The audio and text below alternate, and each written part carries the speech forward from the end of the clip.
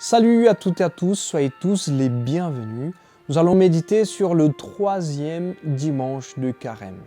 Aujourd'hui, nous allons parler sur la sagesse divine et la sagesse terrestre, la sagesse des hommes.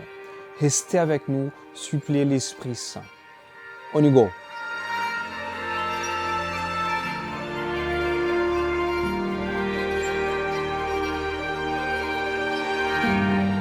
Alors, j'aimerais bien vous lire le début de l'évangile de ce dimanche. L'évangile selon saint Jean.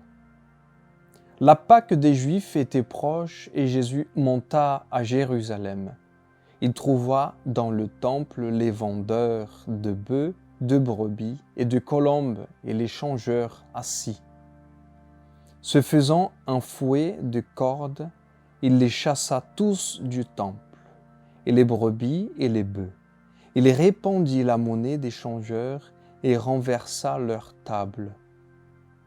Et aux vendeurs de colombes, il dit : « Enlevez cela d'ici.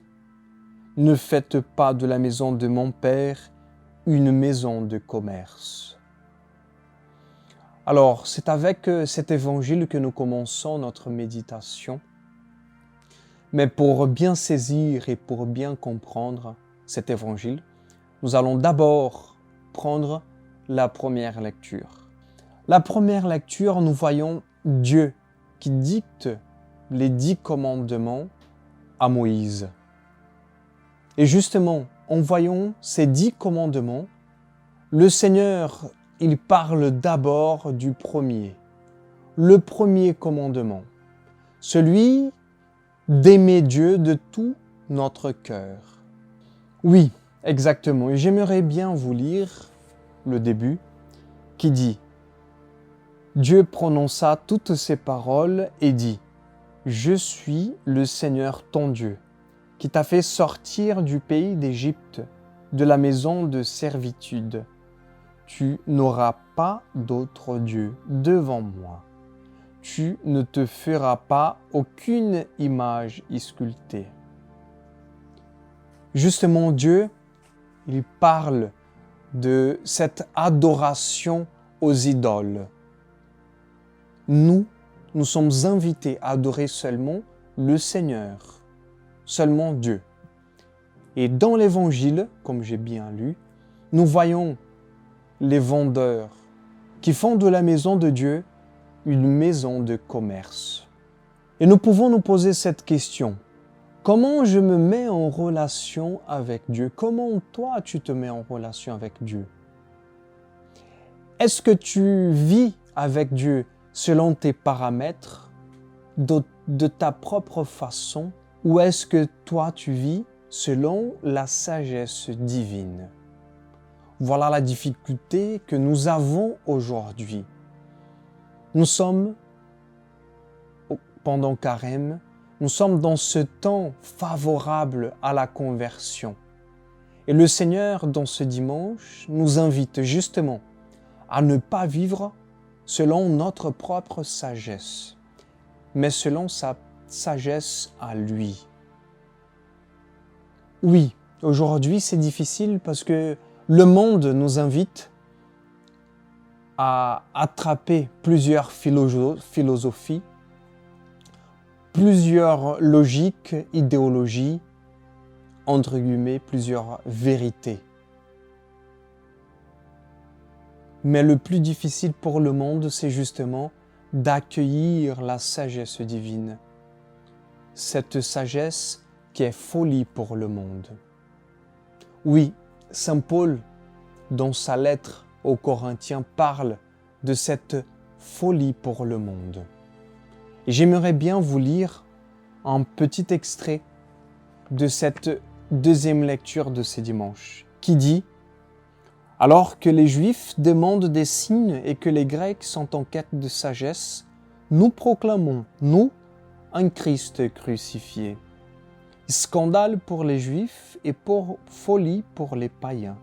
Mais pour ceux qui sont appelés Juifs et Grecs, c'est le Christ, puissance de Dieu et sagesse de Dieu. Exactement.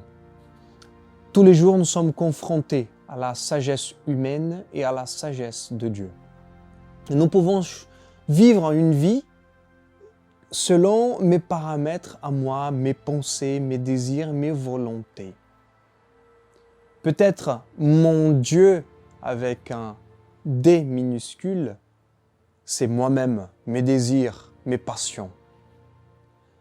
Peut-être mon Dieu, c'est ma profession, c'est ma famille, c'est l'argent. Ou peut-être mon Dieu, c'est le Seigneur. Je m'abandonne à lui. Et le psalmiste nous dit bien que la loi de Dieu, elle est parfaite. Et que la loi de Dieu redonne vie. Exactement. Vivre selon l'Esprit de Dieu nous redonne vie. Selon la sagesse de Dieu nous redonne vie. Saint Paul, dans la deuxième lecture, continue. Cette sagesse de Dieu, elle est folie pour le monde. Et donc, ce n'est pas possible de vivre selon la sagesse du monde et avoir un lien avec la sagesse de Dieu. Choisissons cette sagesse divine. Et j'aimerais bien finir ce moment avec un petit extrait de Saint Augustin qui nous parle de ces deux sagesses. Il raconte: deux amours ont donc bâti deux cités. L'amour de soi jusqu'au mépris de Dieu, la cité de la terre. L'amour de Dieu jusqu'au mépris de soi, la cité de Dieu. L'une se glorifie en soi et l'autre dans le Seigneur.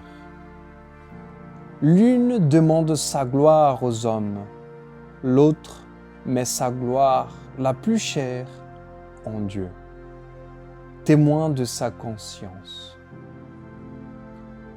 L'un, dans l'orgueil de sa gloire, marche la tête haute. L'autre dit à son Dieu: Tu es ma gloire, et c'est toi qui élèves ma tête. Celle-là, dans ses chefs, dans ses victoires sur les autres nations qu'elle dompte, se laisse dominer par sa passion de dominer. Celle-ci nous représente ses citoyens unis dans la charité, serviteurs mutuels les uns des autres, gouvernants tutélaires, sujets obéissants. Celle-là, dans ses princes, aime sa propre force. Celle-ci dit à son Dieu: Seigneur, mon unique force, je t'aimerai. Voilà deux cités, la terrestre et la céleste. Voilà deux sagesses, l'humaine et la divine. Nous pouvons tous ensemble choisir le Christ, la divine, celle qui nous donne la vie éternelle. La paix du Christ et à plus.